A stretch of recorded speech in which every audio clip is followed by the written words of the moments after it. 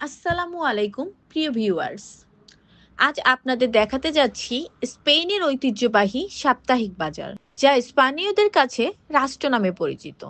এটি স্পেনের রাজধানী মাদ্রিদের প্রাণকেন্দ্র প্লাসা কাজকরু, লালাতিনা, ফুয়ের্তো দে তলেদো ও এম বাহাদুরের বিস্তীর্ণ এলাকা জুড়ে প্রতি রবিবার অনুষ্ঠিত হয়ে চলা এক উন্মুক্ত বাজার।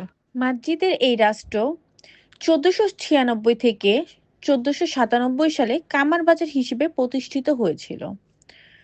15 থেকে 17 শতাব্দীতে ভেড়া ও গরু জবাই করা বা কসাইখানার পাশে বসতির মাধ্যমে অন্যান্য ব্যবসা স্থাপন করে এবং একটি প্রাণবন্ত বাণিজ্য গড়ে তুলে, যেখানে ব্যবহৃত চামড়া এবং জিনিসপত্র বিক্রয় করা হতো।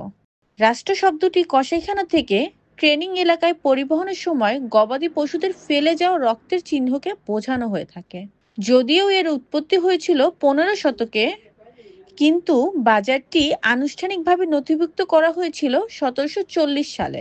কসাইখানা ছাড়াও এই এলাকায় দুটি বড় কারখানা ছিল, একটি লবণাক্তকরণের জন্য, অন্যটি তামাকের জন্য। তখন এটি জুতা প্রস্তুতকারক দর্জিদেরকেও বেশ আকৃষ্ট করেছিল। সেই 1740 সাল থেকেই এই রাষ্ট্রতে নতুন ও ব্যবহৃত পণ্যের বেচাকিনা এবং মানুষের মিলনস্থল হিসেবে বিবেচনা করা হয়। 1811 সালে মাদ্রিদ সরকার রাস্তার স্টলের সংখ্যা নিয়ন্ত্রণ করার জন্য বিক্রেতাদের লাইসেন্স দেওয়ার সিদ্ধান্ত নেয়। এতে করে অনেক স্টল মালিক তাদের স্টল অন্যদের কাছে ভাড়া দেওয়ার সুযোগ লাভ করে এবং একই বছর রাষ্ট্রের দুপাশে কিছু মানুষ স্থায়ী দোকান দিয়ে ব্যবসার প্রসারতা বাড়িয়েছেন। এক কথায় পুরনো সেই কসাইখানার চতুর্পাশে গড়ে ওঠা বসতি স্থাপন থেকে এই অপ্রত্যাশিত নামটির জন্ম দেয় এবং এটি অন্যান্য ব্যবসাগুলিকে আকৃষ্ট করেছিল এবং বাণিজ্যিক কার্যকলাপের একটি কেন্দ্র তৈরি করেছিল। এই রাষ্ট্র শতাব্দীর পর শতাব্দী ধরে বৃদ্ধি পেয়ে বর্তমানে 3500 স্টলে পৌঁছেছে। ভোররাত থেকে বিক্রেতারা এসে স্টল সাজান। সকাল 8টা থেকে শুরু করে বিকেল 3টা পর্যন্ত চলমান থাকে বেচা কেনা। আর সকাল 9টা থেকেই শুরু হয় বাজারমুখী মানুষের আগমন। এখানে সমাগম ঘটে লাখ লাখ মানুষের। বৃদ্ধ দাদা দাদিরা আসেন তাদের নাতি নাতনি নিয়ে ঐতিহ্যবাহী এই রাষ্ট্র দেখানোর জন্য।